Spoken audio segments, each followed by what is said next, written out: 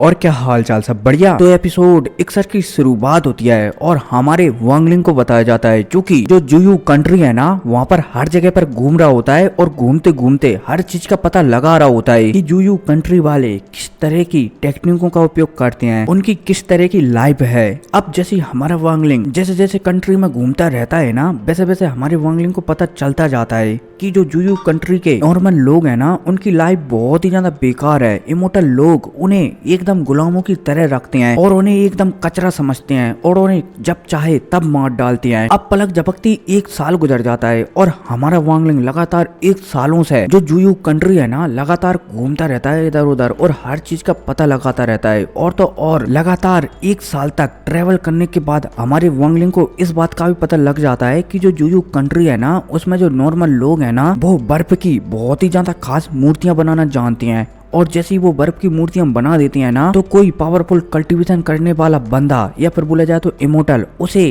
खरीद लेता है उन लोगों से और उस मूर्ति में अपने हिसाब से जान डाल देता है, जिस वजह से वो मूर्ति एक जिंदा की तरह हो जाती है और फिर वो मूर्ति लड़ाई के दौरान काम में भी ली जा सकती है।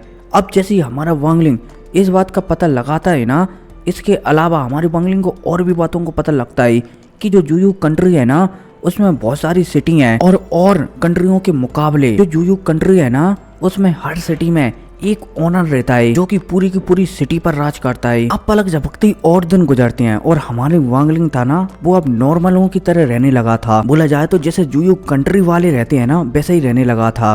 अब इसी के साथ सीन शिफ्ट होता है और फिर हमें कुछ लोगों को बताया जाता है जो कि जुयू कंट्री के ही होते हैं और ये लोग चलते हैं तो यहाँ पर आपस में बातचीत कर रहे होते हैं कि जो हमारे पावरफुल एल्डर वगैरह है ना, वो फिलहाल के लिए सुजाकू कंट्री गए हैं ताकि वो वहाँ से किसी पावरफुल टेक्निक को सीख सकें और पता नहीं वो यहाँ पर कब तक आएंगे, इसलिए हमें उनकी बिना उपस्थिति में हर चीज को संभालना है ताकि जुयू कंट्री पावरफुल बनी रहे। अब भाई साहब इसी के साथ दोबारा से सीन शिफ्ट होता है और फिर हमारे वांगलिंग को बताया जाता है जो कि कुछ नॉर्मल बंदों के साथ एक सिटी की ओर जा रहा होता है। अब जैसे ही वांगलिंग यहाँ पर आता है ना, तो उसे एक टावर देखने को मिलता है।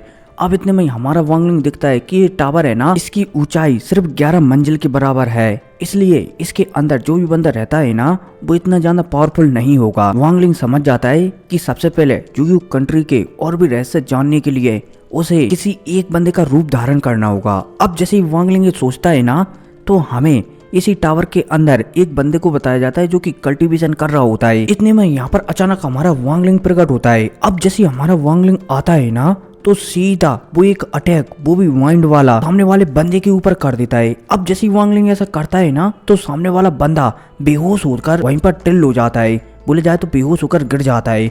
हमारा वांगलिंग चलता है तो इसे एक फॉर्मेशन में कैद कर इसी टावर के अंदर डाल देता है ताकि ये बंदा कहीं से निकल ना सके।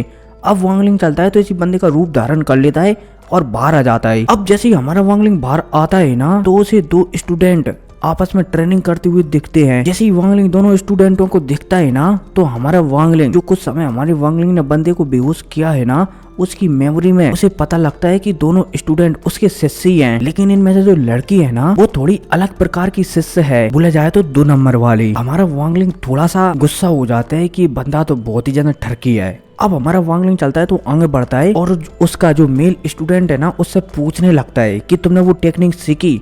मेल स्टूडेंट भी समझ जाता है और यहाँ पर अपनी स्टोरेज ब्रासलेट में से, बोला जाए तो बैग में से, एक बहुत बड़ा स्टैचू बाहर निकाल देता है। अब यहाँ पर फीमेल डिसाइबल कर चलता है तो जो स्टैचू है ना, उसमें जान फूकने लगता है, बोला जाए तो अपनी शक्तियां डालने लगता है, जिस वजह से स्टैचू में अजीब अजीब सी लाइनें पड़ने लगती हैं और तो और जो स्टैचू है ना, उसमें दिल भी प्रकट होने लगता है। अब जैसे ही वांगलिंग स्टैचू में इस प्रकार के परिवर्तन दिखता है ना, तो हमारा वांगलिंग टेक्निक के बारे में थोड़ा बहुत समझने लगता है कि किस प्रकार से जुयू कंट्री वाले लोग एक पपेट में जान फूकते हैं। अब यहाँ पर हमारा वांगलिंग इस बात का पता लगा ही रहा होता है, तभी यहाँ पर हमारे वांगलिंग का, बोला जाए तो जिस बंदे का रूप हमारे वांगलिंग ने धारण किया है ना, उसी बंदे का तीसरा स्टूडेंट भी आ जाता है।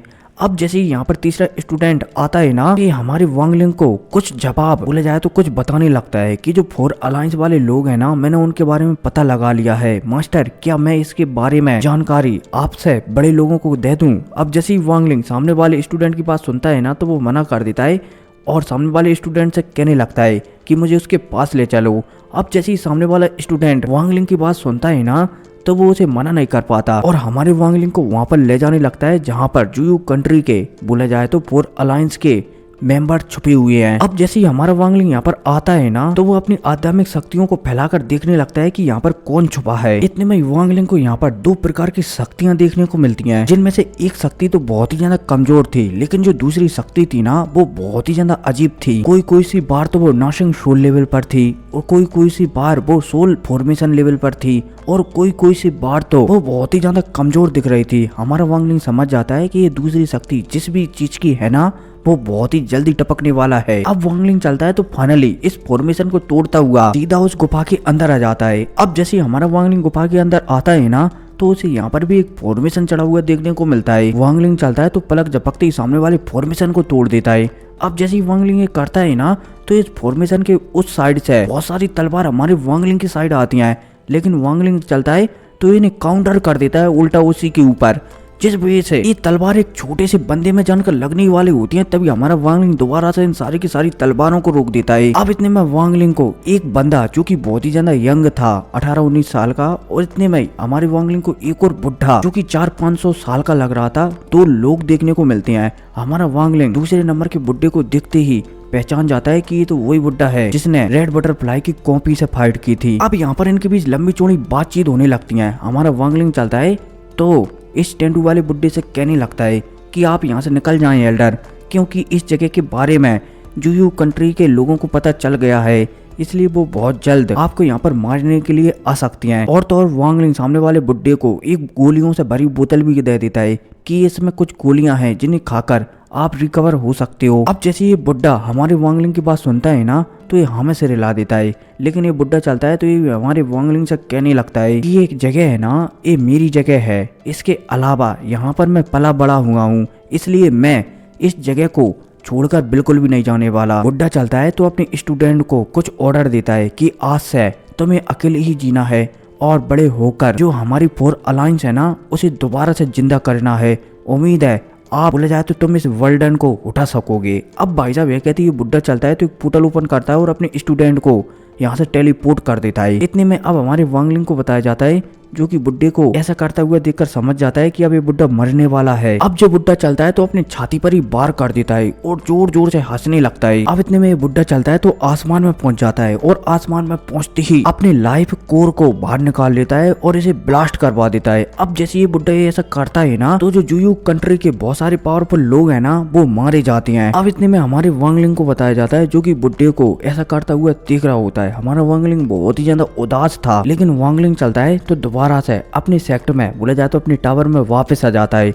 अब पलक झपकती 3 साल गुजर जाते हैं। वांगलिंग चलता है तो लगातार 3 सालों तक यहीं पर रहता है और हर चीज का परीक्षण करता रहता है कि किस प्रकार से जुयू कंट्री वाले लोग बर्फ के पुतलों में जान फूकते हैं। और तो और वांगलिंग ने 1-2 बर्फ के पुतलों में जान भी फूक दी थी, लेकिन हमारे वांगलिंग को ये मेथड इतना ज्यादा अच्छा नहीं लगा था, इसलिए वांगलिंग चलता है तो बर्फ की शक्तियों की वजह अपने ब्लड का इस्तेमाल करता है और फाइनली एक स्नेक जिसे कि वांगलिंग पूरी तरीके से कंट्रोल कर सकता है हमारा वांगलिंग बना लेता है।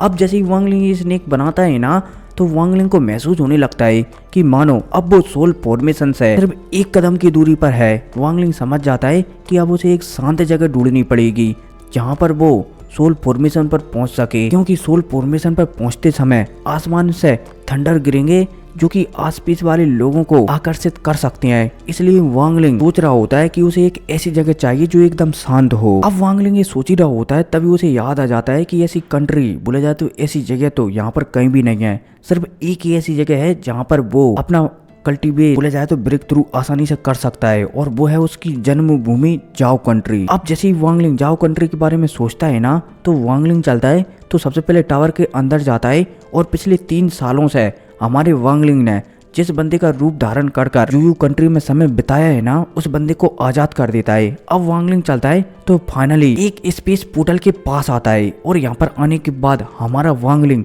बोला जाए तो सब कुछ सोचने लगता है कि किस तरीके से वो यहाँ पर आया, किस तरीके से उसकी मुलाकात डानियो से हुई, किस तरीके से डानियो बड़ा हुआ, किस तरीके से डानियो के साथ उसका रिश्ता था, किस तरीके से लोग बाग जीते हैं। हमारा वांगलिंग चलता है तो सब कुछ याद करने लगता है। इसी के साथ पोर्टल एक्टिवेट होता है और हमारा वांगलिंग जाओ कंट्री की ओर निकल जाता है और इसी के साथ मैं भी निकल रहा हूँ खाना खाने के लिए, क्योंकि आकर इसे एडिट करूंगा। लेकिन मैं ये कह रहा हूँ इसका मंगलवार को नोवेल एपिसोड आएगा, ठीक है? तो उसे सुनना बिल्कुल भी ना भूलें। मिलते हैं अगली वीडियो में, टेक केयर,